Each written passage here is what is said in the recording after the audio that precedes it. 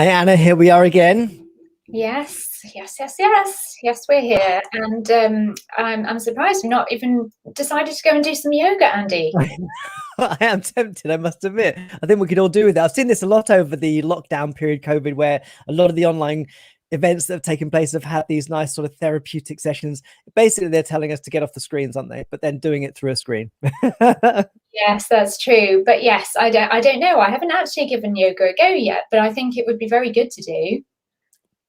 You know? Definitely, I would absolutely recommend it. I do a little bit, but my son actually does it at school. They have it as part of the curriculum, it seems. So yeah, definitely a good way to. And I've got this friend of mine that's on TikTok and LinkedIn, and he does these amazing poses that just seem to defy gravity. So I think certainly it's worth a try. Oh yeah, well that's one for later then. Maybe not right now. Definitely. So what have you just been seeing, Anna? What have you just been into? So I couldn't help myself. I had to go to both the treescape session on the air stage, then also to the other one, the capacity building and knowledge transfer for nature-based solutions. So yes, again, lots of interesting debate going on among panelists. There seems to be, quite a lot of integrated areas that we could get more close to getting together and actually producing better results, I think. So if anything, this discussion is really unearthing a lot of areas, a lot of different disciplines, and kind of just the opportunity, actually, I think that this whole conference is highlighting, and that we can do better in these areas and what we can pursue. So yeah, lots of exciting. I mean, I think it's really cool that this is an official sort of pre-COP26 event, and that Climate Expo, I think amongst a lot of the people that are contributing, is sort of giving rise to wider discussions about how we continue this as a sort of legacy of this year, to make sure that, maybe Climate Expo needs to be happening every single year until we really see the changes that need to be happening. And I think the number of universities that are taking part, just it's such strength in numbers, I think. Yes, I mean, it's quite a lot, isn't it? It's like, what, over 70 now? Is that correct? Yeah. And what I really love about it is that you see all the activity happening on Twitter, and it really feels like different sectors across the university are really getting behind it. Like I've seen at Salford University, our sustainability units tweeting and sharing things on Instagram. And of course, we saw the launch of the film that's having sort of various soft launches over the week. And the campaign for this film is going to be really exciting, isn't it? Yes, I mean, our involvement in it has been, I almost feel like it's been quite minimal, but at the same time quite impactful, because, today to be able to see that reveal of the launch of the actual premiere of it was really exciting. I've never done any narration before, so that was a whole new adventure for me, really, broadening my horizons. And so really exciting to see that. But more importantly, to get such a key audience, young people, 18 to 30 involved and having their say, it's a really great call to action.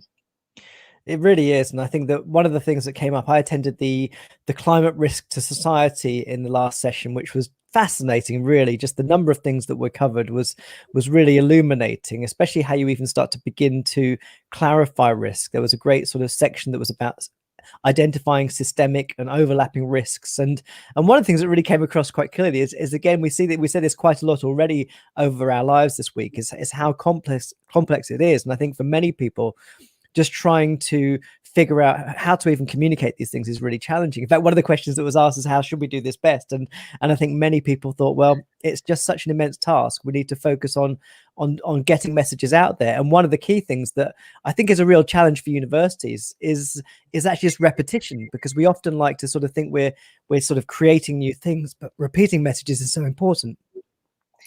Yes, and I've also found that across the other stages, when I've just had a little hop into both there, people saying that it's not just enough to fight for your corner. You need to have that integration. You need to have that communication. And even the very basic information that we currently have out there is access to people who are working in farming, for instance. It's we're not best communicating at the moment. Like we're telling them science, and with facts, which is great. but it doesn't really translate to people in a way that they can, you know, actually utilize that information and apply it to their everyday lives and to their businesses. You know, it's not about sort of stopping an industry or not supporting another industry. It's very much about how we can embrace what we already have there in place, and also trying to find ways to move forward with those new initiatives and actually saying, well, is this going to really work? Is this impact going to make a long lasting impact that's going to have that longevity that we really need? So yeah, that was being hotly debated actually in the treescaping session that I've just come from. So was that about trees specifically, or was that something broader?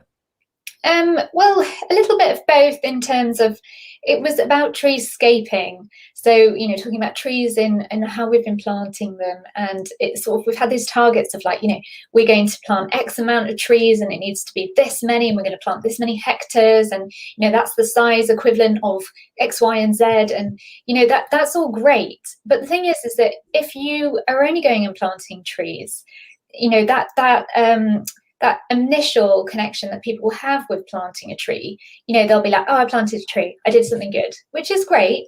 But then that you need that continuation of that success of that tree to grow for the next 30 years and next 60 years, 100 years is what we want. We want trees that are actually there. And actually, sometimes cutting down an older tree for the sake of planting some new ones actually, it doesn't really answer the question, and actually causes problems in other ways that we can't really, you know, we haven't been really vocalizing. And we've gone bananas for planting trees. Obviously, no banana trees, but you know, and that's obviously a good thing. But I think we have to look at the parameters of what actually planting trees in spaces does, because we've actually costed, you know, and put a value to green spaces and trees. And again, rightly we should, but when we're planting like a tree in a neighbourhood and we give a new neighbourhood this access to these brilliant trees, which we know brings health benefits, we know it has so much other ecosystem benefits as well. But then when we're doing that, and then sometimes what we're actually doing is we're disturbing the nature that's already there, or we're disturbing the communities or the neighbourhood. So it has a greater knock-on effect. So we have to look at those particular issues rather closely and look at where the particular solution that we need to have is the correct solution, not just for nature, but for people too. I think you're right. And I think within that, in a lot of the talks I've seen, the emphasis is very much on that connection with nature as being a sort of fundamental thing to get across. So you're right, like planting a tree is all well and good, but how are you connected to the place where that tree is located, and how does it become part of your sort of life as going forward? There was a lovely presentation earlier by Sue Page from University of Leicester. She was talking about peatland essentially. And there's lovely images in her presentation, and she said they're beautiful to look at if you're of a mind to enjoy a peatland. And you can see there's a passion and I guess an affinity really with nature that is often present within sort of climate researchers or environmental researchers. And I think getting that across and building relationships is so important. I know that certainly where I live, that going out with my son to look at things that we're growing on a daily basis and sort of witnessing that growth is a way of embedding that connection in a much deeper way, isn't it? Yes, and again, that was also brought up, this kind of disconnection, not just with nature, but the fact that we disconnect as academics. You know, we're not looking at talking to each other in the right ways. We're not talking about, you know, how we're going to create these solutions and finding a way. And actually, in some instances, we're finding that we don't know yet. We actually don't know what the answer is going to be yet. So there's an opportunity for us to say, well, this could cross into this area, into this sector, and we need to work across those barriers that have seemingly erected themselves, and we've now got to knock them down again, because we really have to just keep finding new ways and new solutions. And sometimes actually, as was broached this morning in one of the sessions, is about how, you know, we had one speaker talking about how we need to look at engineered solutions, and that actually sometimes that is a better option. And then we had an opposite in terms of another speaker who was saying, you know, well, we should be looking at nature-based solutions first, because, you know, sometimes the engineering solutions are too costly. So, you know, the answer is that we have a lot of solutions already, but we need to implement them in the specific way that is going to create the best, you know, overall outcome and impact going forwards. And there was a great deal of honesty in the presentations I saw about risks, of just how complex these risks are and how dynamic they are as well. So it's not never just about understanding a specific country's local limitations or challenges. It's about how things like a pandemic has an impact on those dynamics. And I think that complexity is something that really frustrates a lot of the modeling within these things, that allows then sort of limited investment in the medium and long term. But it's just appreciating that dynamism is a real challenge. And I think that's where we do need to go. And one of the things that they did sort of talk about was going beyond sort of kind of algorithmic or mathematical modeling into a much more sophisticated approach to understanding what's going on. And this came up as well a little bit yesterday, where I think in the session that was sort of talking about participatory democracy and the use of participatory arts, it's really, I think, it goes back to trying to see how you can involve people within that process and make people at the heart of that process. A few of our speakers on the lives has talked about sort of citizen science, but that's a sort of interesting approach to take, isn't it? Yes, I mean, it's wonderful that we can actually do, as individuals, we can participate in things like bird surveys. And, I know it's only once a year, maybe in some instances with some charities, but it gives you that opportunity to do something you've never done before. And also just to have an engagement with maybe a different species that you've never seen before, or you've never interacted or never done a survey like that before. And I think there's that excitement around citizen science. There are lots of people all over the world engaging in citizen science, and it's fabulous because it's helping collect data in unknown sources and from around the world, which is sometimes really one of the main problems why we can't produce, for instance, to policymakers. They keep sending us back as scientists to say, well, can you get me some more data? Get me some more data. And that's been one of the qualms I think a lot of people have been saying as scientists, like, we need to get this data, but sometimes you haven't got that massive network of people, or you can't fly around the world, or in the pandemic, you can't travel anywhere. So how do you get the access to resources, and how do you get that data? So citizen science actually has a really key and important role to play in terms of helping scientists.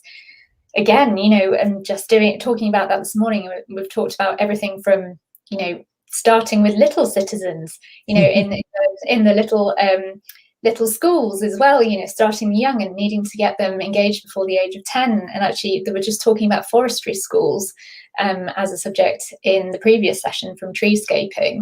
And that's also providing, a new system in terms of a different way of approaching things. And we've got different new schools, new jobs, new teachers. So it involves lots of people, new jobs, existing jobs, adapting jobs. So many skills have got to be learned in order to go forward. Definitely. And speaking about going forward, I'm just conscious of time, and we have the afternoon sessions coming up. So what are you looking forward to this afternoon? Have you had a look at the program yet? I think international cooperation. That's the one. I'm just having a look as well, because there's so much on that this afternoon is absolutely jam-packed, isn't it, really? There's a student session on at 1:30, I think, which sounds really cool. I think I might go and bob into that one then, because of it being the students' session. But definitely. So much. There is. Brilliant. Well, we're out of time again, and we're going to be back here at 2:30, I think. So enjoy your next session. Look forward to catching up with you afterwards to see what we learned. Yes. See you then. All right. Take care. Bye-bye. Bye. In November 2021, the UK will host the 26th UN Climate Change Conference of the Parties in Glasgow, also known as COP26. The COP26 summit will bring together international government negotiators, decision makers, and policymakers to discuss how they should accelerate action towards stopping climate change. From small island states to countries with rapidly growing urban areas, representatives from 197 countries are expected to join the summit. We, the young people living across the planet, have the opportunity to tell these decision makers why stopping climate change is important to us, the future generations, and everyone's voice matters. So we're making a film, all of us. Please tell us what matters most, and we'll bring your perspective into the frame. Tell us what is important to you and how leaders can change so that they can lead the change we want to see in our world. If you're 18 to 30 years old, submit your video on Twitter, Instagram, or Weibo of up to 2 minutes in high definition using the hashtag #ActNowFilm. Your video submission should include the following points: your first name and country, why is climate change important to you, what do you think is the most important change that needs to be addressed in climate change, are you a part of any group or organization, if so, where is it and what does it do, what pledge will you take to address climate change, and what would you most like to say to the global decision makers at COP. For more details, please follow on Instagram, Twitter, or Weibo, where you will find everything you need. Here's your chance to show the negotiators what action you are already taking and what action you'd like them to take.